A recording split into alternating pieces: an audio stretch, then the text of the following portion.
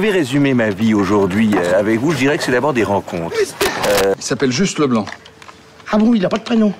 Je suis ton père. Honte. Chez le Nord. Oh nom de Dieu, versez-moi un canon, le Claude. Comment? Pas de bras, pas de chocolat. Bonjour à tous, bienvenue à l'émission Réplique culte sur D4B avec l'association Cinémel du cinéma Le Méliès. Le cinéma a fermé ses portes le 30 octobre, mais nous sommes là avec une nouvelle émission qui a changé de formule. Aujourd'hui, émission spéciale Arthur Penn. Né à Philadelphie le 27 septembre 1922, c'est dans le milieu des années 50 qu'il commence à travailler à la télévision des œuvres dramatiques. Il réalise son premier film Le Gaucher avec Paul Newman en 1958, mais c'est son deuxième film, Miracle en Alabama, réalisé en 1962, qu'il connaîtra le succès. Ce film, inspiré de l'autobiographie d'Helen Keller, recevra l'Oscar de la meilleure actrice pour Anne Bancroft. D'autres grands films viendront. La poursuite impitoyable en 1966, Bonnie and Clyde en 1967, Little Big Man en 1970. Ayant des rapports tumultueux avec ses producteurs, Arthur Penn est à l'origine du nouvel Hollywood dont les films, inspirés par le cinéma européen, montrent des personnages abîmés par la réalité de la vie. Aujourd'hui, nous allons vous faire découvrir le film Missouri Breaks, film sorti en 1976 avec Jack Nicholson, Marlon Brando, Harry Dean Stanton et Kathleen Lloyd. Petit résumé. 1880, dans les terres accidentées du centre du Montana, Tom Logan et ses 4 acolytes sont des voleurs de bétail.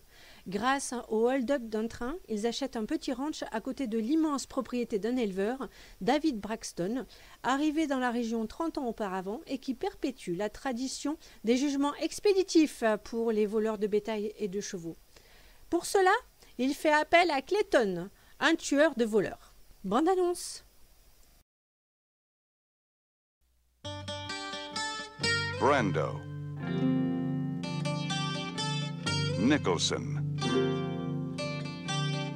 The Missouri Breaks.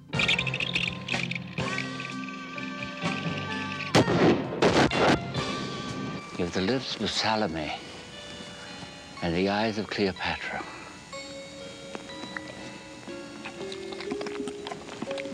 We ain't gonna do it because I said we ain't gonna do it! Now, am I perfectly clear on that, Cal? I do not. And Jane does not.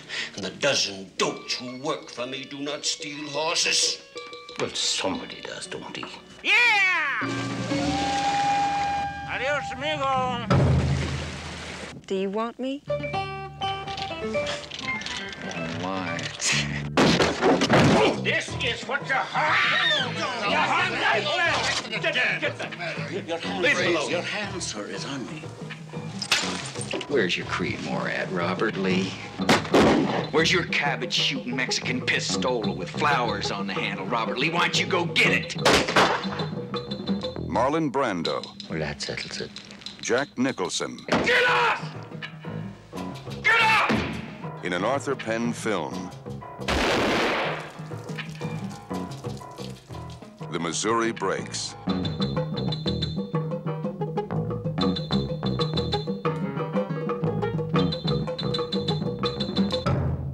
Sans trop d'action, voici un western atypique, déstabilisant pour l'amateur du genre, que le réalisateur parvient à maintenir debout grâce au jeu de 2 monstres, Brando et Nicholson.